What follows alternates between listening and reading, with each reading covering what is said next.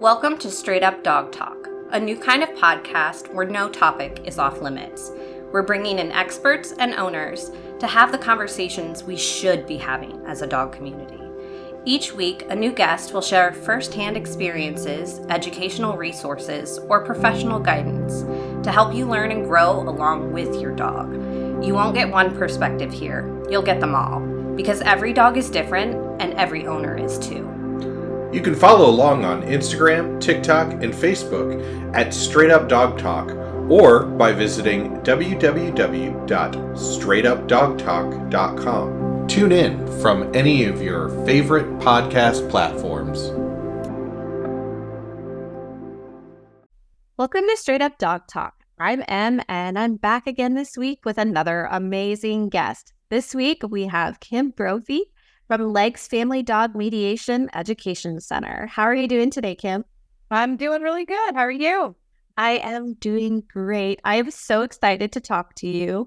One, because I have read your book, Meet Your Dog, and I also just recently finished your Legs course through your online program. Awesome. Hope you liked it.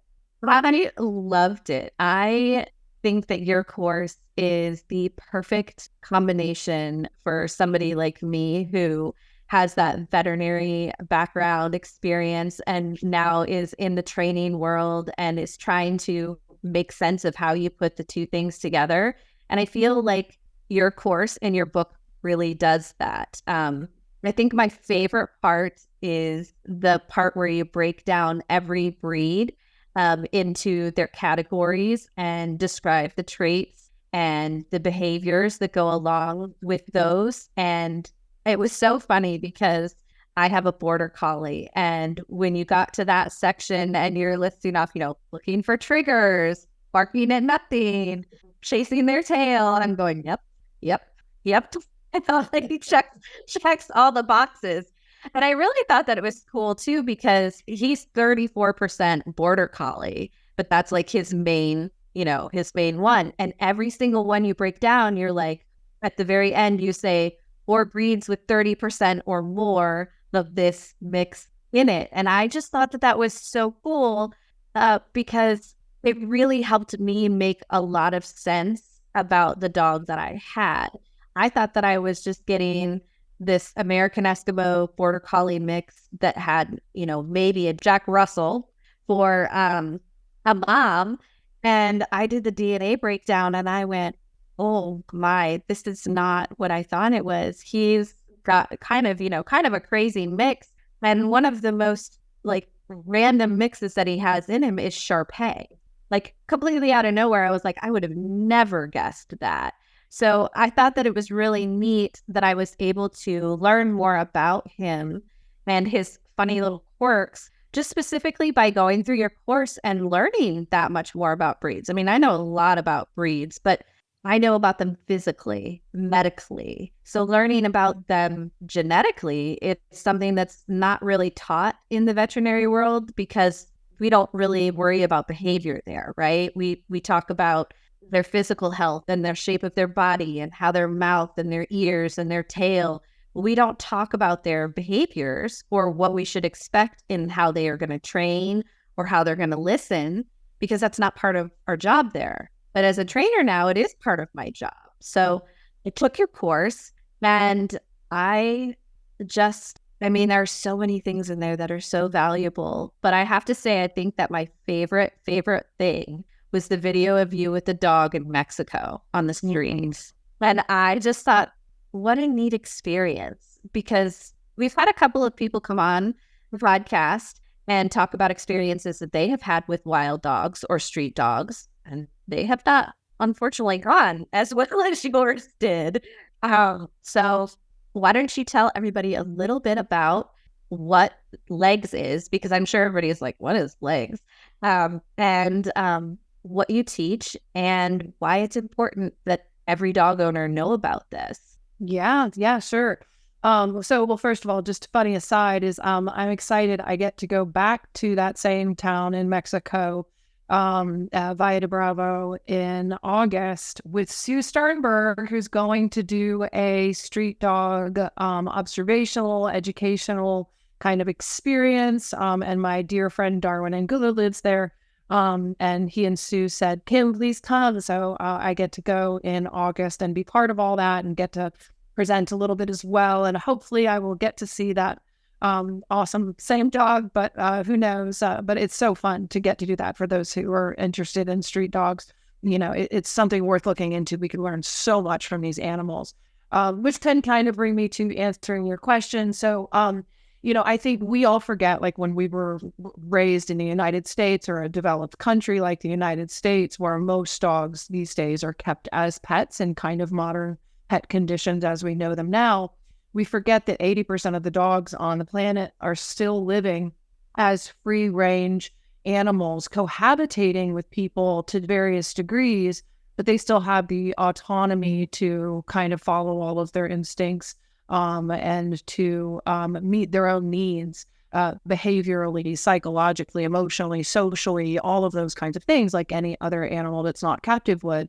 And that is really important to kind of frame why legs is so critical to our understanding of dog behavior in those developed nations now, in contrast to some of that. So we have a really kind of interesting perspective of the street dogs as, oh, they're just these poor things. We need to go rescue them from their lives and bring them back to our condos and high rises and big cities, and then they'll be happy. Then all of their needs will be met.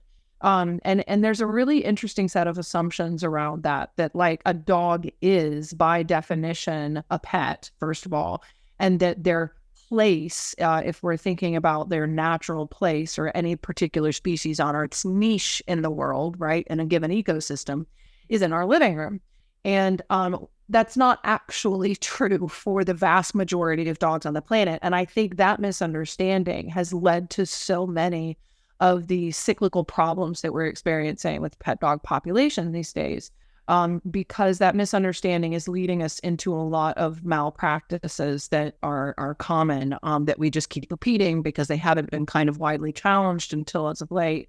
So most of the dogs on Earth, contrary to what we've been told here in the United States by the pet industry for the last 20 years or so, as the industry's grown so rapidly, most of the pet dogs were not actually developed to be pets. They were not bred to be pets. They did not evolve to be pets, particularly in the level of captivity and confinement and restriction that we now have as our common practice. So most dogs, as you know, were bred to do phenomenal ranges of different things that were critical to human survival for hundreds or thousands of years, whether that be to protect livestock, move and organize livestock, protect property, protect resources, protect other people, being used for blood sport entertainment, worst thing in human history when it comes to dogs, being used for varmint control, being used for hunting other animals. And now we don't really want them to do 99.9% of those things that we painstakingly bred into them for hundreds of thousands of years, as well as not wanting them to do most of the things they would have done naturally before all of our artificial selection intervened upon that. We really just want these nice, sweet, amenable, quiet love sponges that do what we want when we want, no questions asked. And it's kind of absurd. And we have to get braver about calling this truth out to say, we've gone down this road that is just so far from reality and science in terms of our relationships with dogs. And we are not applying the science that we've had available to our common practices when we love them as much as we do. And we're clearly willing to do a whole lot for them. So applied ethology is essentially a niche discipline in the scientific world that is an interdisciplinary field that essentially is looking at the behavior of captive or domesticated animals that are under some form of human control. So whether that be captivity, artificial selection, both. So we might have domesticated species that are also captive. We could have wild species that are captive. Traditionally, that field is looking at animals in zoos and farms and things like that, and really looking at their welfare to make sure it's optimized. And ironically, companion dogs have been left out of that conversation so profoundly because we have this kind of idea like pet dogs have it made. They've got great welfare. We don't even need to look at it. And so even though we've done some kinds of research for the welfare of companion animal dogs in shelters and maybe laboratories and maybe in forwarding cases, right, or abuse or neglect cases, puppy mills, things like that, we haven't thought about looking at the welfare of your average pet dog. And here's why this is a problem and why legs is important. So if you take an animal that's living in a zoo, for instance, right, there's been incredible progress in recent decades about recognizing the fact that when we have an animal living in captivity and they are not able to express their natural behaviors and engage in the natural behaviors that they have inherited biologically, genetically, then we get behavioral dysfunction. So we can get anything from stereotypical repetitive kinds of behaviors to inherent aggression. The animal can actually literally become physically sick as a result of those restrictions. So because nature designs things to fit perfectly into their environment as an organism, when we just take an animal out of that environment that affords the opportunity to be who you are genetically, biologically, there's intrinsic suffering that goes with that. It's called zoochosis when we're looking at animals in those populations, but all the same principles apply to our pet dogs. So a lot of the behavior problems that are rapidly rising throughout the pet dog population in these developed countries are actually the same kinds of phenomena that we've been observing for decades in other captive animal populations. And all we're really seeing is the evidence of the dysfunction that they're experiencing, as in the last 2 decades, the things that our pet dogs had, even when I was growing up in a major city, they no longer have. So they rotate from leashes to crates, to small fenced areas, to small house spaces for the animal that they are and all of the potential and the purpose and the capabilities that they have, athleticism, intelligence, problem solving, etc. And so they are frustrated chronically. They are overwhelmed, overstimulated, and underengaged chronically. They are disoriented. They are not able to express the natural, even the social needs that they have, or the social behaviors that they have. So describing all of that problem, essentially the whole platform of legs is having people understand that dogs, like every animal, they're complex organisms and they have learning, which, yes, we've accepted that part. We know that what they're learning matters, right? We've been preaching it's all how you raise them for some time. But it's about a lot more than just that, right? About their learning. The environment that they're in is going to matter tremendously when it comes to understanding and addressing their behavior. Their genetics are going to matter tremendously when it comes to understanding and addressing the behavior. And so are the internal conditions of the dog's self. So their age, sex, disease, injury, things like that, reproductive status, diet, individual personality. So you have all these parts of the LEGS, the learning, environment, genetics, and self, that are all contributing into this complex being that we are keeping in these really unnatural captive conditions. And we can see when we're using that same model we use to understand other species, we can see where the dysfunction is coming from. Legs helps us to track it back to where is the imbalance rooted. Because we can look at something like the genetics, and then we can say, because of those genetics, that would inform the dog would have these needs in their environment and these behaviors that they would need to express in their environment. Oops, that's not happening in a given case that we accept, right, a new client. And we can see that the dysfunction is happening between the genetics and the environment. And it makes more sense in those cases to make whatever changes we can to the environment to reduce that pressure, rather than just go right to training the dog to be good so it does what we want the dog to do, right? Like that's really a human anthropocentric model of our superiority complex over dogs, and we get to have dominion and boss them around and put them in their place. And really, it doesn't make sense that we're not applying the natural sciences that literally apply to every other species to our dogs. They are not the exception to natural law. My biggest thing with the dog world that I just don't understand, and I guess it happens to humans too, is the need for control over something else. Like, why are we constantly trying to control our dogs? And why do we have this set expectation of what a perfect dog should look like? if we ourselves as human are diverse and unique and have our own sense of self and individuality, why would another living creature not be accepted to have the same, sense of self and individuality? Like, that to me doesn't make any sense. Like, everybody wants to get a dog to cuddle the dog and, have this companion and somebody to do things with that's unconditional love. And I understand all of that, but trying to force your dog to be a certain kind of dog, it's not fair to the dog. I have a dog my dog Fitz. I got him to be a companion dog. When I was pet sitting and house sitting and dog walking, I wanted to be able to bring Fitz along with me. I wanted him to be a buddy dog. I wanted him to spend the night with me and make friends with other dogs and just go with the plan and roll with it. And very, very quickly found out that that was not his personality.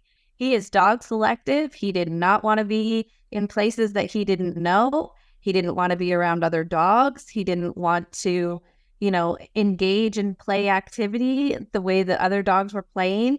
And very quickly became aware that, my plan for this was not going to work. And then I guess I kind of lucked out because then COVID happened and I wasn't sitting anymore for a while. And it just kind of, evolved into working into the podcast and into dog training. And it changed our relationship because I started focusing more on what he needed, what he wanted, what was valuable to him in his life, instead of trying to force him to fit into my life. We kind of created this better coexistence, and he's a completely different dog now. And it's just insane to me that I didn't think of that before, but I always tell people, like, you don't know what you don't know until you know it, right? So reading your book and taking your course has opened up even more avenues for me to go, well, maybe if we did it this way instead. One of our biggest hurdles has been he likes to herd me out the door when it's time to play. Well, he's a herding dog. Of course he's going to try to herd me because he wants to go do the thing that he wants to do. We have found ways to work around that so that I don't fall down the stairs while trying to go do the thing that he wants to do. But if you don't take into accountability all of these factors, you're just going to run around in circles. And that's, I think, where owners are getting stressed out, is because they don't know how to look for these other factors. Yeah.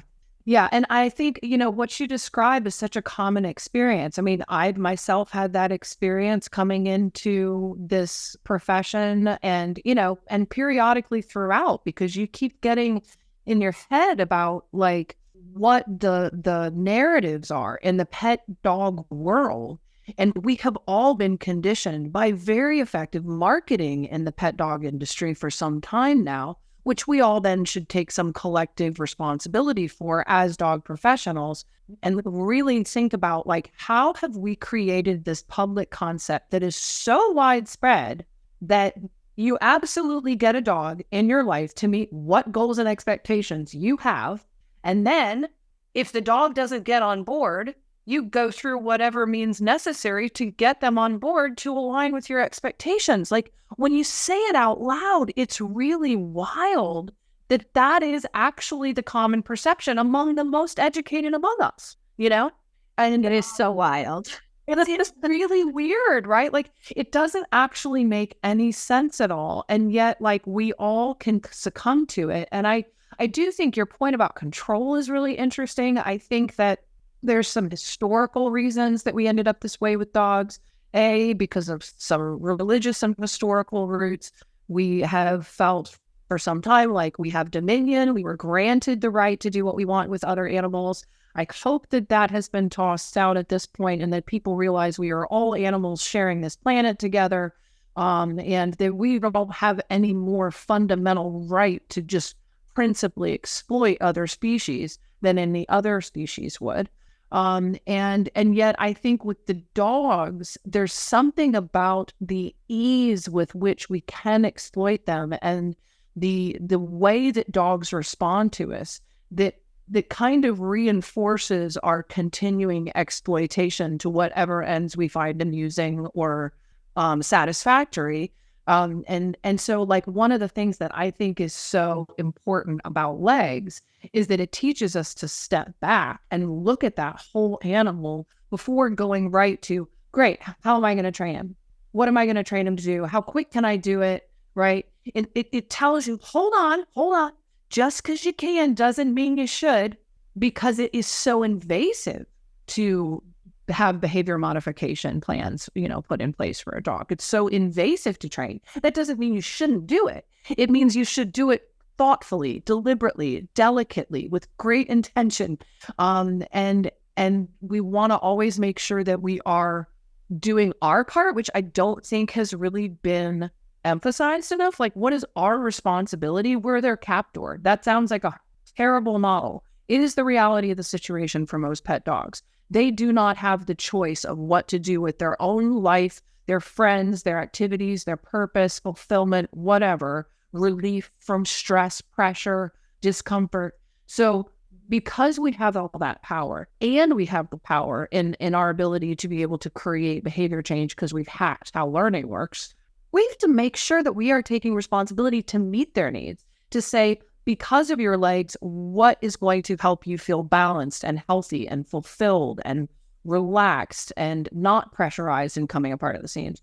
And I think we need to learn to look at behavior problems as evidence of deeper issues instead of the symptom itself being something that we need to fix, right? As behavior professionals and trainers. I completely agree. I think that, again, this just kind of falls into a category that, people, they get so focused on how they want the dog to behave that they don't think about, like you said, like, we are the ones that are the captors. And I think that that's why people have tried to change language so much around, because like dog owner, like we've been dog owners for years and years and years and years. And now all of a sudden, if you say, okay, well, you're a dog owner, people get offended. They want to be a pet parent. They want to be a dog guardian.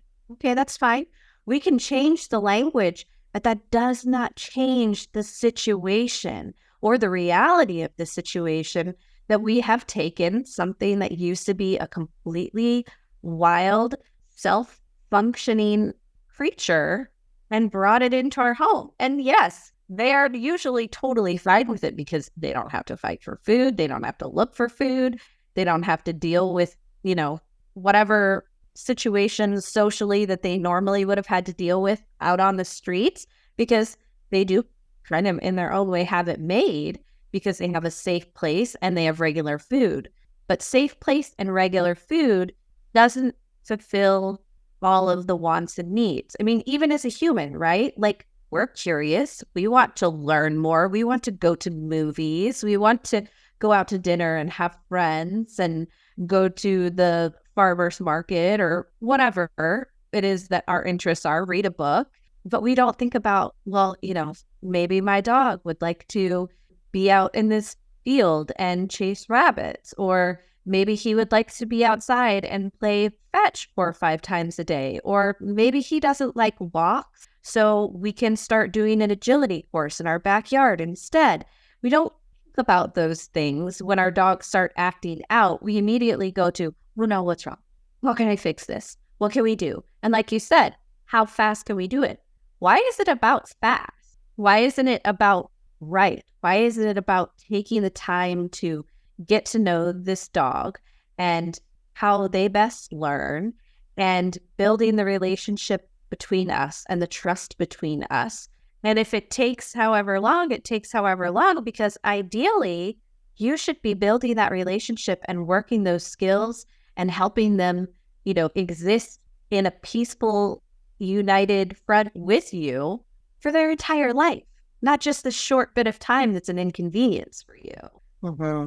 Yeah. And, it's funny because talking about how they have it made and, don't have to worry about, threats. They don't have to worry about finding their next meal and things like that. Like, it's interesting because there's a assumption that we have about ourselves that is underneath our assumption that we have about dogs. And the eco-psychologists right now at the cutting edge of their field looking at what has happened to human mental health, right, in the last like 30 plus years, of increasingly and very severely in the last 5 or 10, as we've experienced increasing captivity ourselves, even if it doesn't have the same physical restrictions as dogs. There's this phenomenon of the easy life being something that actually doesn't even make a lot of sense for an organism, because for the entire 4 billion history, of the Earth, we've had all of these species that have to have, as you saw in the course, these 3 suites categories of behavior of foraging, looking for the stuff, food, etc. you need, hazard avoidance, how do we deal with potential threats to our bodies, territory, social group, etc., and then social and reproductive. And so every species develops all their own unique mechanisms that they're going to need to employ to those ends in order to survive, right? Like that is part and parcel of just being an animal. And it's like, yes, it's wonderful to have all of those resources and our shelter and our safety and all of those things provided for us, but it doesn't remove the drive to seek it, because our brains have literally built themselves around these phenomena, right? Our physiology, our hormones, our behavior, all of it has built itself around these mechanisms that have been so necessary. So the eco-psychologists discussing the same kind of phenomenon of zoochosis as it relates to humans, it's interesting because I always think of the movie Fight Club. So for those of you who haven't seen it, but like literally the whole movie is about this guy who has like the average American kind of corporate job, and he essentially ends up losing his mind, and finds relief and satisfaction and purpose psychologically in this concept of having Fight Club, where he can go and like these guys agree to just beat the daylights out of each other for funsies. And even though it's obviously like a wild tale, the whole Fight Club movie, it's a really interesting story kind of about that phenomenon as it occurs in the human population. For like, it just doesn't make any sense. Like, why am I doing the same thing again and again every day? And like, I don't actually have to apply all of this incredible purpose and potential I have inside of me to anything. And it can be a recipe for a lot of mental health problems. And it is for a lot of people. Like in COVID, we could have had all of our food delivered to our house. We could have had all of our basic needs met. But how did it feel for us to not, as you say, be able to go out and be with friends and be with family, to be able to feel like, we're involved in something that makes us feel good about ourselves. Like we're experiencing flow, right? Where we're in the zone and we're good at something, or we're performing in a way that like makes us feel like we have value. Like all of those same phenomenon they occur for every species. And that's really what zoochosis is about. So it's interesting how much we've valued, like, we'll just make our life more and more of a bubble and we'll bring dogs along with us haplessly. Like, we don't mean to do it to ourselves. We don't mean to do it to our dogs. It all seems like it's in service of protecting ourselves, protecting them, and making sure we're doing everything right. And the irony is that we're kind of pulling the psychological rug out of both of our species in the process. No, I absolutely agree with you. And it was kind of, COVID was just kind of one of those times where for some people, it was great because they got to kind of retreat from the world a little bit and take a break. And for other people, it was really, really difficult. I mean, we saw like a rise in domestic abuse, a rise in alcoholism, in mental health cases. There was so much that was happening from that one event. If you think about that in, just any aspect of your dog's life, you change the time that you feed them that day. For some dogs, that sets off like a whole tangent of alarm bells. Oh my gosh, why is today different? Why is my food not here now? Like normally we go on our walk and then I get my food and then I go in my kennel and I take a nap and mom goes to work and then she comes home and then we play. But today we didn't go on our walk and I didn't get my food. And now I'm not in my kennel and we're still laying in bed just watching a movie. And what's happening? Like, dogs do have those thoughts. And I think that people don't think about that. And I think that something that you said in your course that is something that I have done all of my life. And I really loved hearing it in your course because it just made me go, oh, well, that makes me feel like I've been doing something right this whole time, is talking to your dog. Talking to your dog about everything. Today, mom isn't working. Today, we're going to hang out. Today, we're going to watch a movie. We'll still go outside and play fetch. Don't worry, you'll eat later. It's okay to talk to your dog. People make fun of people for talking to their dogs like humans.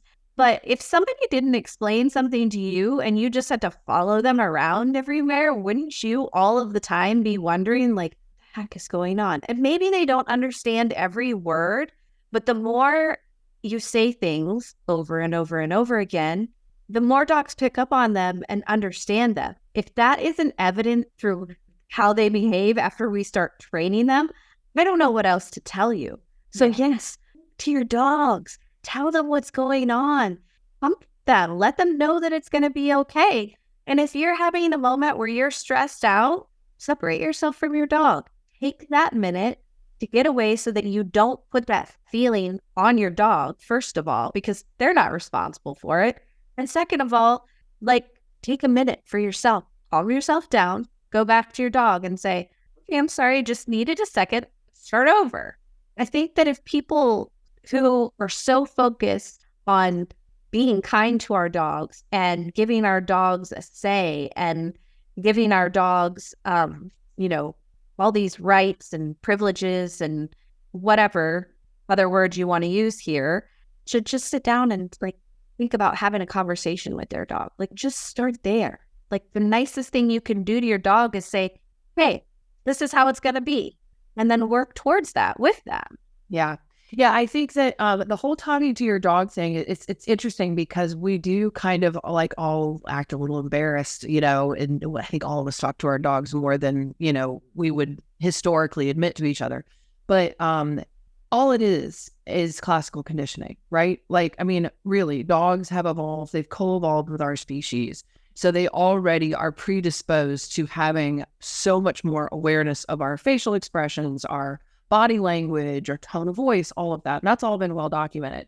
But in addition to that, it's so striking to think we all know and assume that dogs should be able to learn, if they weren't already born knowing, what sit down, stay calm, heel mean, right?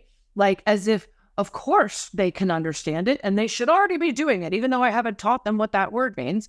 That's a societal expectation. And yet we think somehow it would end there.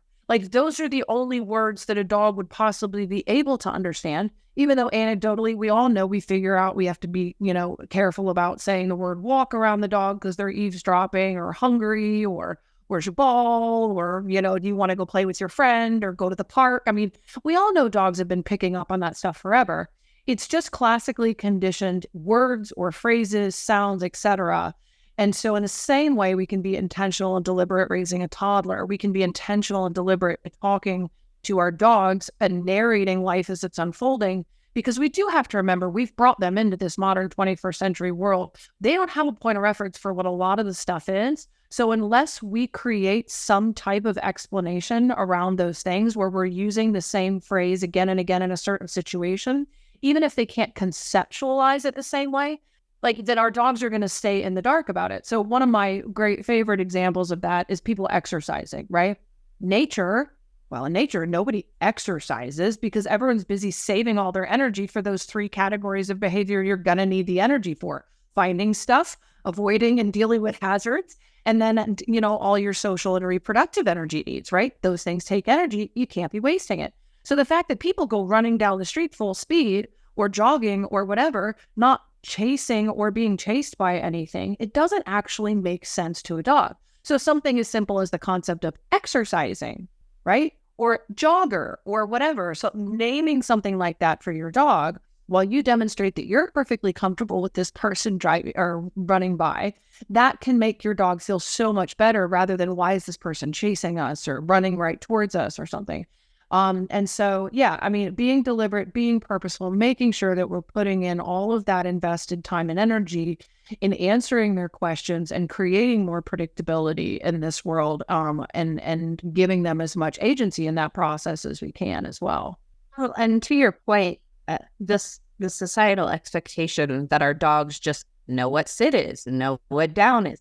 These are not things that were, like you said, originally they were taught for hunting, for herding, for, helping protect land or owners or whatever. I don't think that sit and stay and down are things that are genetically known and born in a dog's brain. Those are all things that we have expected our dogs to do over the years. And just because the dog before them or their parent before them or whatever knew how to do it, I'm sure, yes, that affects their ability to learn how to do it in the present day. But it's like teaching a little kid to walk or even teaching a little kid to eat with a spoon. They don't know how to do that until we show them how to do that. And it's the same with the dog. And if we're trying to advocate for our dogs and trying to help them through this process, again, this is an area we need to slow down and think about. What I didn't know how to do baking a cake. I didn't know how to bake a cake. I had to learn how to read the instructions. I had to learn what the ingredients were. I had to learn how to mix them all together and turn on the oven and how long to bake it in the oven. Like there's all these steps involved, right? I don't understand how people don't understand that, like, that is how dog training works. It is a series of steps that then equal out to performance, behavior, tricks, whatever it is. And if we would just slow down and give our dogs a minute, we might actually have better results because we're catering to the fact that they have absolutely no idea what's going on. This weird lady just brought me into this weird room and she wants me to sit on this weird looking cot bed thing that I don't actually know that it's a cot bed thing. And now she's going to try to trim my nails too? Like, what the heck is going on? Like, those processes should take weeks, if not months, to complete. And people are trying to do it in 30 minutes. Mm-hmm. Yeah. Yeah, I think, and that kind of thing has become so normalized in terms of those expectations, as you say, to where our clients would come to us historically calling it a behavior problem when their dog is confused or overwhelmed or stressed or scared about things that they don't get, right, that are happening. And so that I actually think personally, this is my own bias, I think, training should always be in the service of improved welfare. It's been the case for zoo animals largely for a long time as well. So like making sure that, like, for instance, you can have better husbandry in taking care of wild animals in zoos and whatnot by doing, various forms of behavior plans where you can teach sequences of action so that you can do a blood draw on a rhino or something like that, right? And so I think putting in that time and energy with that same regard for, like, okay, I have to be patient. I have to go through this process. I have to teach this animal something in order to be able to improve their welfare, not just because it's something I want. I mean, I do think that's an important filter. Like, just because we can doesn't mean we should. So we may want a dog to do whatever behavior, but is that necessary? Is it fair? Is it something that is going to help the dog understand things better, help the dog be safer, help other people be safer, have everyone feel more fulfilled? Those are things I think that we should be putting our requests to dogs through a filter of that we don't normally, and realizing it's going to take time and starting to be more honest with the American public about that we should not have these expectations that all dogs just blindly comply with every single win that we have. We need to realize, A, that they're having a tough time to begin with, and we should be using training in service of taking that pressure off, not adding more. And that, B, the things that we are in the process of trying to teach them in order to support them having a more conducive life with us in the 21st century, they need to be done in a way that acknowledges the dog's dignity, their own needs in that learning process. There's feedback. If they have things that they need to tell us about their experience in a given situation, because I think we tend to train away, even accidentally sometimes, just things our dogs are trying to tell us because they're not the target behavior, right? And those of us who've been taught how to train can be guilty of that even accidentally, just because we're thinking, what is the criteria for reinforcement, right? And so like, what's my end goal? What are my, different kinds of criterias I'm going to use as my ladder of my gradients to get up to the target behavior, accomplish performance? And we're so focused on that process that we're not maybe listening to our dog's ideas, their needs, their concerns, questions, etc. The reality of the situation is we are sharing a relationship and life and family with another species, and we get all the power in that. And we gotta check our ego a little bit and be like, all right, like let me help you. Like, let me make sure I am doing my job as your carer, as your provider of the things that you need in this life. Like, I've got to shoulder that responsibility squarely. Well, and I think that, we don't do ourselves any favors either when we are creating these insane breeds of dogs without any thought. Recently I came across an account that was like a French Malinois or a Wolfadoodle or that was a Cane Corso mixed with a Bulldog, I think. It's like, first of all, are you looking at the genetic history of these dogs? Are you thinking about what could potentially happen when we start crossing these DNA, bodies over? Are you thinking about what the outcomes are going to be? If you're trying to make the breathing better for a French Bulldog by giving it breeding it with a dog with a longer snout. Okay, I can see that. But are you thinking about how that is going to affect the dog's behavior in other ways, in other areas? Now we don't know which behaviors are going to pop out or combine. And I think that, like you said, nature takes its own course and creates dogs that it needs when it needs it. But when we're out here, like, creating these designer breeds of dogs and having no idea what we're going to be getting, I think doing ourselves a lot more harm than good in this area, because now we have totally unpredictable behaviors from dogs that we've never seen before. Yeah. I think, it's a real pickle, because nature as a fundamental operating principle is designing species that will be the best suited to their conditions to optimize their chances of success. So it always has the interest of that organism in mind, if you will, right? However you want to conceptualize nature's intelligence. But that is the goal. And so it's always serving the welfare of that individual and then the welfare of the species. When humans get involved and we start breeding things, it is no longer serving the interest of that organism or the species. It's serving our interests. And frankly, we've gotten quite Frankenstein-y, the whole thing. It's disturbing. I mean, you look back even to the Victorian era when, purebred dogs kind of became the thing that we know them to be today. And yet the morphology, the physical traits and the behaviors of those dogs then compared to now is night and day.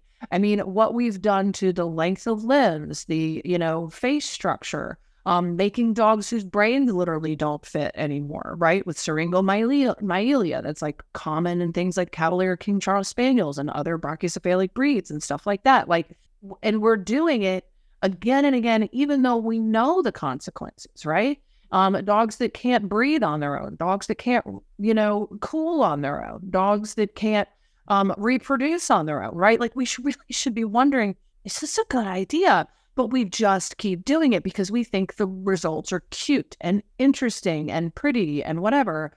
And that doesn't even include behavior, right? Like, so you end up having, like, we take two types of dogs with two very different working backgrounds and we breed them together. You can end up with a dog that has a lot of internal conflict. And I've seen that a lot, say, with like a golden retriever guardian mix is a good example type of thing, right? So you have this like super pro-social, I don't have any personal space bubble kind of golden retriever social behavior with people. Maybe that young dog who's just hit sexual maturity runs up to the guests at the front door the way they always have. And this is what the person is expecting at this point. And then the dog, though, is hitting sexual maturity. So he's starting to have certain emergent behaviors kick in for his guardian ancestry. And then he gets up to the person with that enthusiastic greeting, smells their hand, and goes, wait a minute, all of a sudden I feel kind of wary and a little concerned and a little distrusting. And I'm worried about whether the person's going to go over to mom or, and things like that. And we're like, oh, that's a behavior problem. You're like, it's a perception that we have bred into the guardians, right? And so, and then also the responses. And then we're wondering why on earth that behavior is popping out when it's been in there genetically. The potential for it to pop out at those important developmental periods is actually quite high. And so we shouldn't be totally shocked and look at that as a behavior problem to be trained away. We need to look at it as, oh, that is your perception. You have emotions related to those perceptions. Then you have instinctual responses that you feel the urge to engage in those situations. And all of that makes perfect sense to you, dog. And I can't just reward and punish my way out of that, right? I got to meet that dog's brain and heart where they are in that moment and be like, all right, buddy, let me see if I can make this make sense to you to help you out, you know? But we shouldn't just be arbitrarily breeding them and creating more conflicted dogs for situations that they're going to struggle with. And right now, that's where we're at. It's kind of sad. It is where we're at. And that's why we have a shelter overpopulation crisis, because we're breeding dogs that people don't know how to live with. They don't know how to work with. They just don't care to. You know, they don't have the time. They don't have the, you know, this dog was totally fine. And then, like you said, it hit sexual maturity and now it's trying to wrestle its way out of the crate and it's flipping it up and upside down, and they're coming home and the dog's managed to get out and the wall's got a hole in it. And, oh, we don't have time to deal with this. Shoots the dog to the kennel. And now here we are, you know, losing thousands upon thousands of dogs every single year and having thousands upon thousands of dogs in shelters every year because of something that we did to ourselves. And we're going, well, how do we get out of this? Well, we need to stop is what we need to do. We need to slow down. Yeah. We need to find, you know, the people that want to have dogs and be responsible for dogs. And we need to not have every, you know, 5 houses have a breeder in it. Like this, it's absolutely ridiculous. But trying to find some kind of solution or regulation for breeding, training, turning a dog over, all of that is just absolute chaos. And it seems like, you know, there's so many of us out there like myself and you who would like to find solutions to these problems and would like to find some kind of structure and regulation and way to help ourselves and the dogs.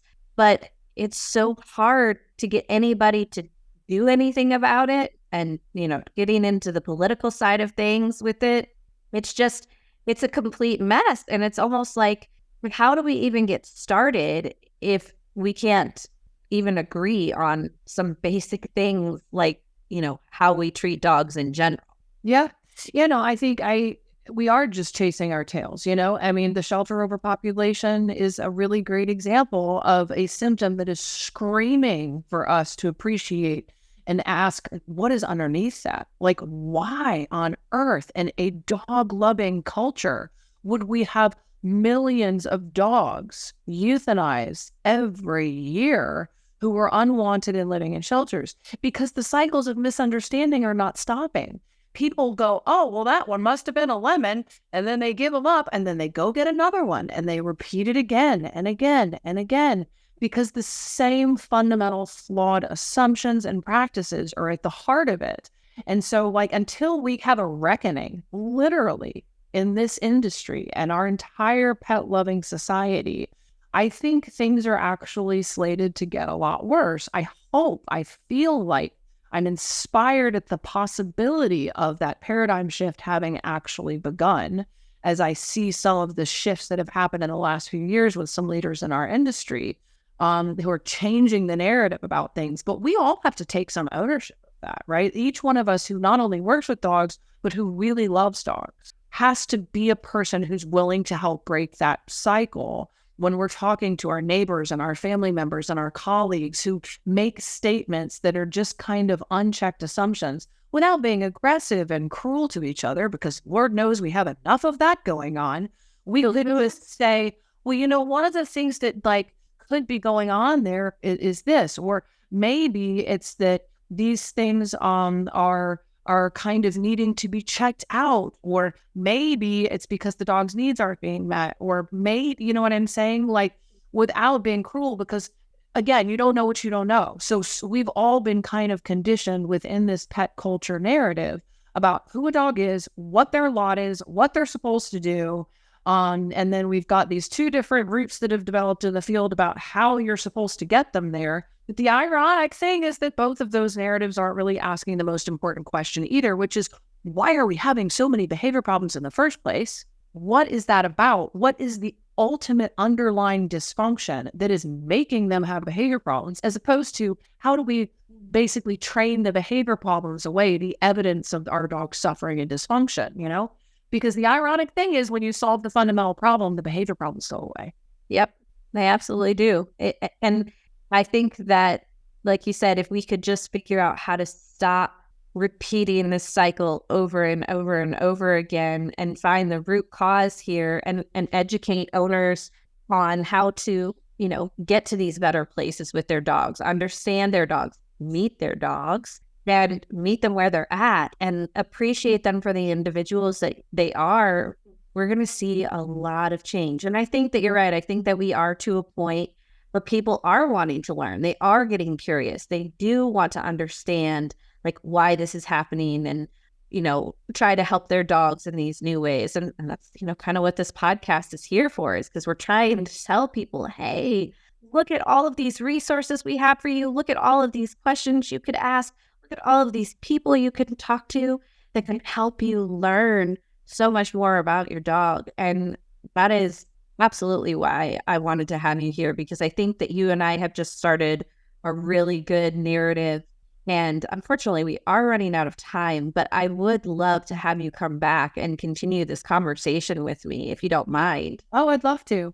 Well, thank you so much for being here today. And I would encourage every single one of you listeners to go out and get Kim's book, Meet Your Dog. And if anything, read through it, learn a little bit more about your dog, learn a little bit more about breeds and types of dogs, and really get into the legs of what you can do to be helping your dog. And if you have questions, reach out to Kim, reach out to me, and we will be back on another episode in the future. And thanks for listening to this episode of Straight Up Dog Talk. We'll see you next week. Straight Up Dog Talk was created by Emily Breslin. It is edited, produced, and co-hosted by Josh Wasta under the supervision of Straight Up Dog Talk, LLC, and Emily Breslin. If you're enjoying this podcast, follow or subscribe to be sure you don't miss an episode, and leave us a review on your favorite platform. Looking for more honest and relatable dog content? Check out our sister show, Unpacked, with Jerry Sheriff and Madison Simpson. Thanks for listening to Straight Up Dog Talk. See you next week.